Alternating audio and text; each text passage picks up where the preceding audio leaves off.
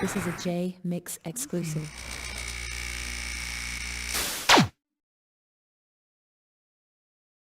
Speaking of coming up, producing music, remixing songs, to take it back a little bit, who inspired you musically? Who did you come up listening to and make you love music?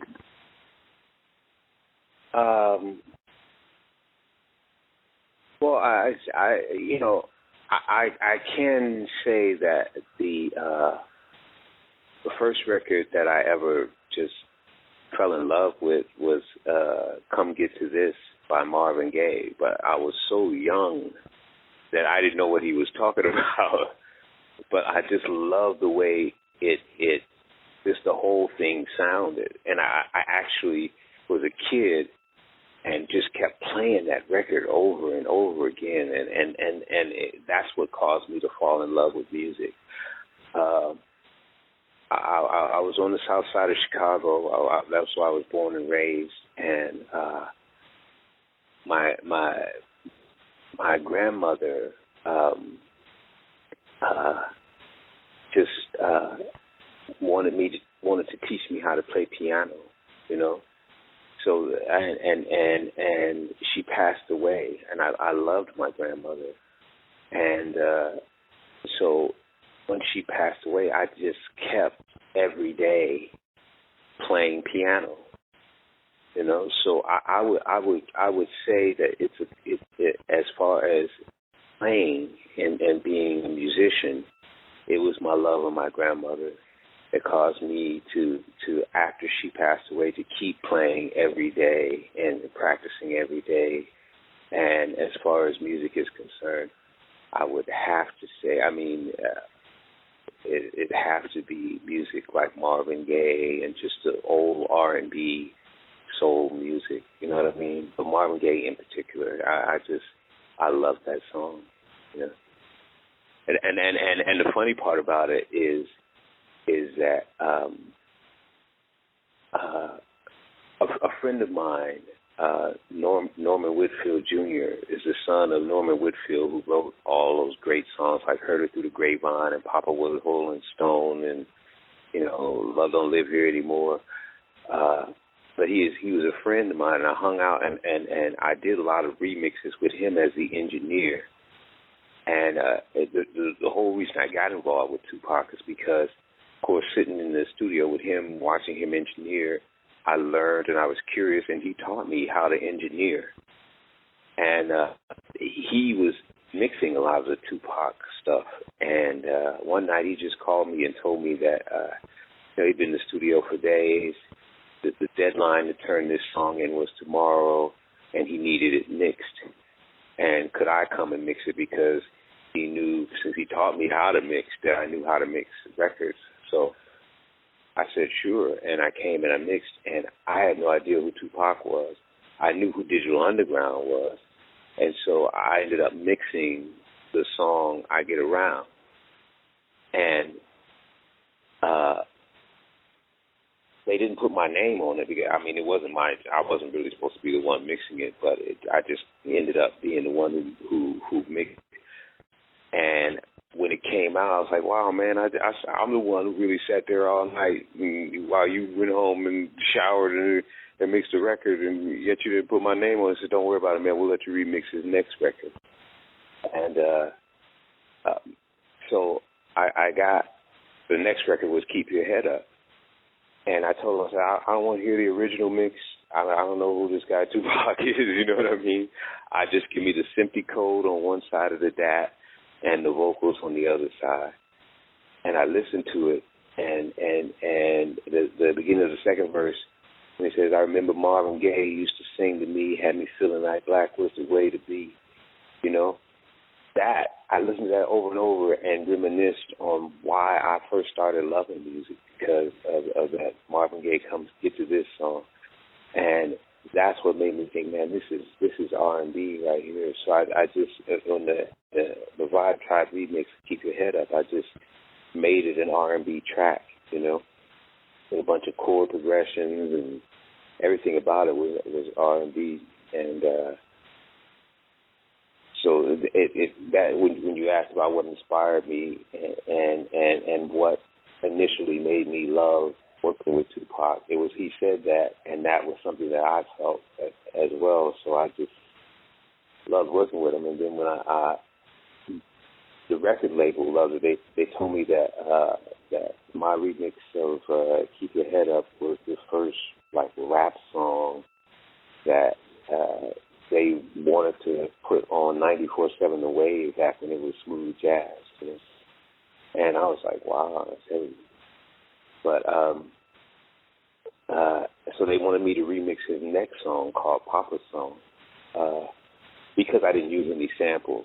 I mean, they love the music, but they really love the fact that they didn't have to pay a whole bunch of money to clear samples. You know what I mean? So they said, hey, man, why don't you remix his next song, Papa's Song? And while I was doing the Fire Tribe remix of Papa's Song, I had finished my mix and was packing my equipment up to leave the studio. And that's when Pac and those guys from Thug Life and Stretch and those guys from Live Squad were walking in the studio. And I was just walking by them, and then the engineer came running out to me in my car and said, hey, man, you know, these guys use a lot of samples, and you have a sampler, and I kind of don't know how to work, you know, with that type of music or do samples or loop them and all that stuff like that. Could you help these guys out, do their remix of Papa's Song? And I said, sure. So I came back in and set all my equipment and stuff. And Stretch basically was the one producing. So I plugged a turntable into my sampler and just looked at Stretch. I mean, he was tall. He was like 6'7". Stretch was huge, but he was like again, he was just, both he and Pac were just the greatest guys, you know. And so Stretch started putting a bunch of records on, like underground hip-hop loop records on to try to hear which loop he liked. When he found one he liked, he said, yeah, that one right there. So I would just sample it into the sampler and loop it up and get the tempo and go, okay, so what's next? And I guess I did it so fast that, you know, I heard his voice behind me say, yo, this dude really know how to flip his shit. You know what I mean? And I recognized the voice from the, and I turned around and said, okay, so this is Tupac. So I looked at him and said, yeah, hey, what's up, man? And he was like, hey, man, why don't you work with us, man? Why don't you come back, you know, every day and work with us on some music, man, because you know how to do your thing. You got equipment and everything. And I said, sure. You know, so we went on and Stretch was going through a bunch of samples and stuff like that. And they actually started discussing my remix of Keep Your Head Up. You know what I mean? Because when we found out, oh, man, you do the remix of Keep Your Head Up, with all, man, I love that. But I told him, I said, man, I actually did like 3 or 4 different remixes of Keep Your Head Up. And just gave all 4 of them to the record label, and then they picked that one. So I let them hear the different remixes I'd done to Keep Your Head Up, and they actually liked one in particular. They were like, wow, man, I love that remix. You got the sounds, and I had all the sounds I used for it. And so we used the sounds that I used for a different remix from the one that's on the maxi single of Keep Your Head Up to do the remix of Papa's Song, the Old Dirty Bastard remix, which is, you know, Stretch's remix of Papa's Song. And so the record label loved my remix and loved Stretch's remix. And just, you know, Tom Wiley, who's the guy who I was talking to most about Tupac, he was the A&R person for I guess, hip-hop and R&B and Interscope at the time. He was just like, man, could you please keep working with these guys, man, and keep them away from the samples, man. So since Pac wanted me to work with him because of my ability to just kind of, he used to call me, his first nickname for me was MacGyver. because no matter what problems were going on in the studio, whether I was doing the beat or somebody else was doing the beat, I could kind of solve it and get the record done. So he liked me being there, whether I was producing or not. And then because Tom Wally at the record label liked me being there because I didn't use samples, everything just kind of worked out, you know. I had the blessing from the record label and the blessing from the artist. So my goal became to, instead of them sampling somebody's record, you know what I mean, that had been recorded before, the goal became for me to kind of find out what musical ideals Stretch and Pac had and just, you know, play them and make them manifest, make them come to life. And so that's what I kind of did for a while. But what would end up happening is I would do that and then kind of add my own, you know, parts to it, because they may come up with like a ideal for a bass line or like a lot of times it was Stretch. Most of the times it was Stretch. I think only one time on the original version of Hennessy was it actually Pac actually playing like a little guitar part. But for the most part, it was Stretch. And usually he would like sample something and then get on my keyboard and play certain parts on it of what he sampled, and then he would you know, do what he did with the underground drum loops, and maybe play the 808, and then the rest of it, because I kind of knew what key it was, would be me, and that's usually like a deep bass part and some string parts. You know, you hear that on like God Bless the Dead or Under Pressure or a lot of songs that we worked on together. So that became kind of how we worked. Mostly it was me and Stretch, but Pac was always there to kind of approve or disapprove what we were doing, and it was just an everyday thing, you know. Does the version of Hennessy that you did, does that still exist somewhere?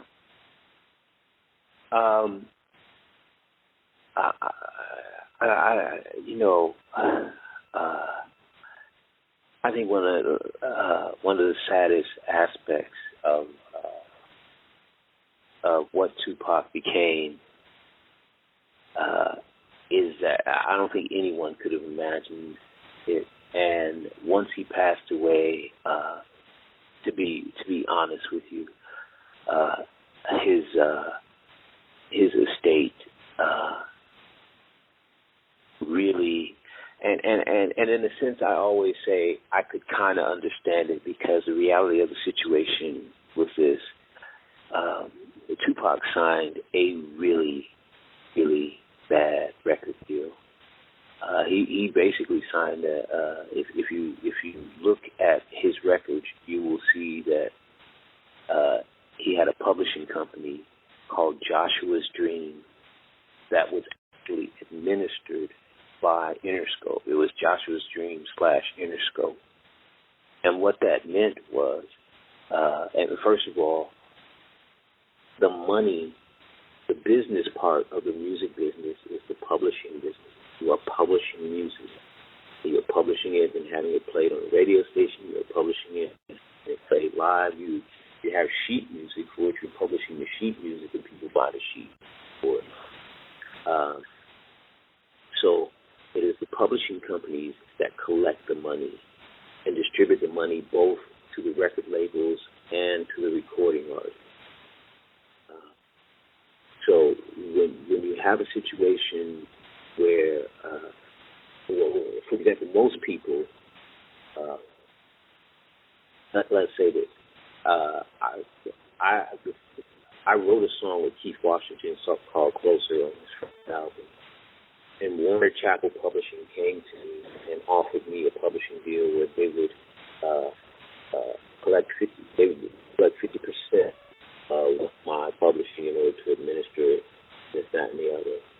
And that's the way the industry usually works as far as publishing. A publishing company will give you an advance. Usually it's, if they think you're going to be successful, it's a pretty hefty sum, maybe like $250,000. And they give you that money in exchange for 50% of the residuals that you receive from the song. You know what I mean? And so I, Warner Chappell, because it was just the one song on Keith Washington, didn't offer me a substantial amount of money for my publishing, so I didn't sell it to them. Tupac did kind of, but Warner Chappell is not the record label. Tupac actually sold his publishing to the record label, and therefore, every time we went into a studio, every time he cut a music video, and the initial advance and other advances that he received when he ran out of money were all counted against the money that he received on the back end. So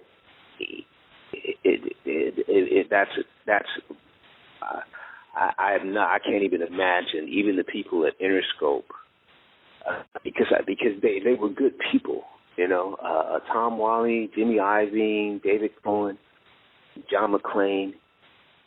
Those are some. So there are a lot of bad people, a lot of rip-off artists in the music industry. Then there are people who are good people. And those guys at Interscope, maybe because I knew them when they were at A&M. I don't know what it was, but they were really good to me and really honest to me. And it was sad that Tupac did. Well, he kind of did the same. And I talked to Mike. One of the co-owners of Ruthless Records about what happened with NWA, kind of representing Jerry Heller, and the bottom line was, when you get a recording contract, you're not supposed to just sign it.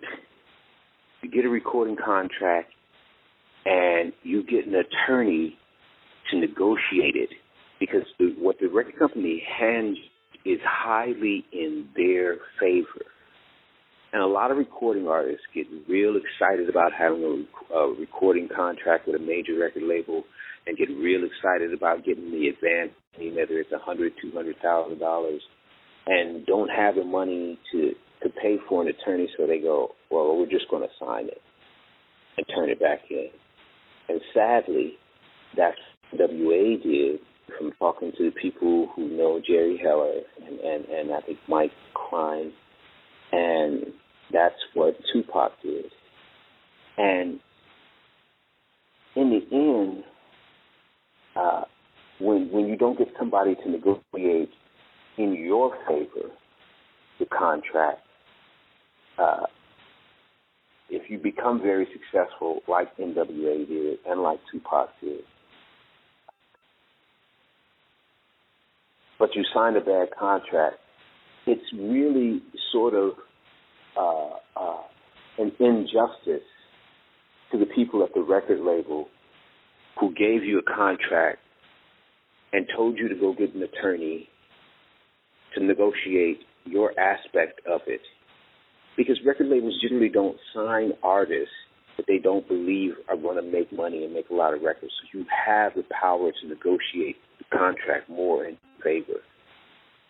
But if you just get excited and sign it without getting somebody to negotiate it in your favor, and then you blow up and get big and start making a lot of money, but you signed a contract that basically signs so much of your money over to the record label, that's not their fault.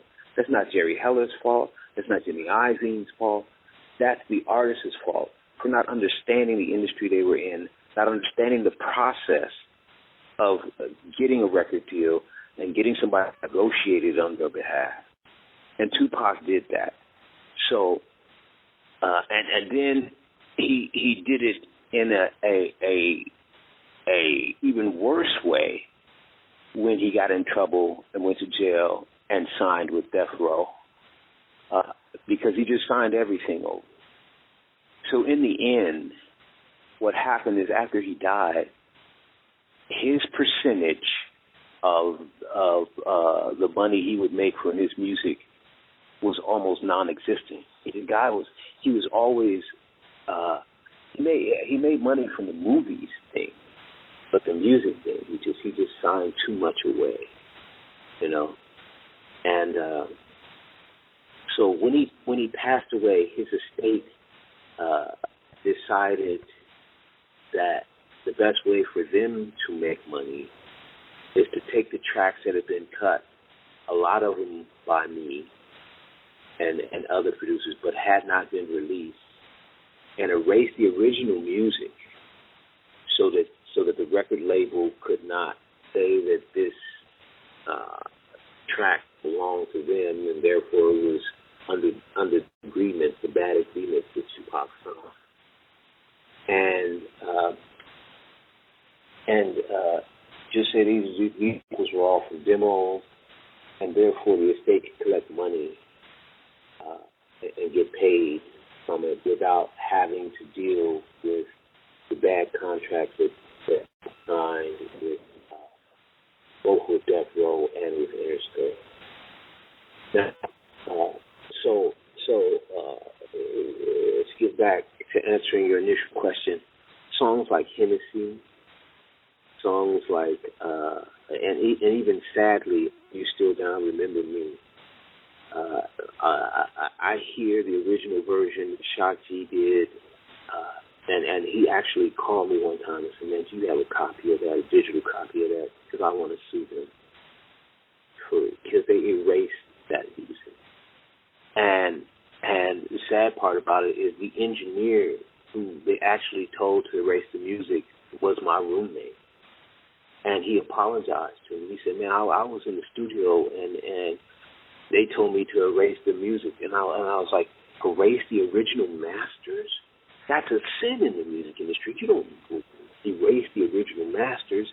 And he told me that he told them that what he could do, if they just wanted the vocals, like for a remix thing, is he could take the vocals off and put it on another piece of tape, but you don't erase the original masters. But they insisted that he erased the original masters. So a lot of that songs, like Hennessy, like just so many of the unreleased Tupac music, the original masters have been erased by his estate, sadly.